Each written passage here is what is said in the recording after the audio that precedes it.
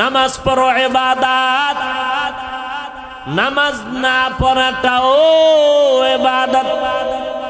রোজা রাখা যেমন ইবাদত, একটু আগেই কিন্তু জবাব দিয়েছি রোজা না রাখাটাও ইবাদত।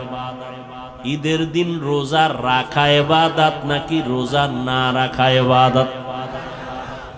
সূর্য যখন ডুবে, সূর্য যখন উঠে, তখন নামাজ পড়া ইবাদত নাকি না পড়া ইবাদত? ভাইরা আমার, নামাজ পড়া যেমন ইবাদত, না পড়াটাও ইবাদত। সব হতে হবে আল্লাহর জন্য, মদিনাওয়ালা নবীর তরিকায়। কিন্তু বড় দুঃখ,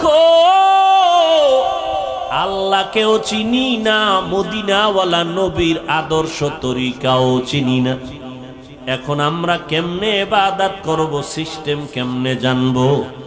মদিনার নবী এক ঠিকানা দিয়া গেছেন, ওই ঠিকানায় গেলে ইবাদত শিখবা, তরিকাও পাইবা। ওই ঠিকানার নাম হলো উলামায়ে আহলে হকের সোহবত। ইলমে রা'জাজু করদন বেহিসাব, খুলকে রাদাদান জওয়াবে বাসওয়াব, হক না দারাত দোস্তে খলকা জারে রাহ, নিস্তে ই খসলত একে দিনদারে রাহ।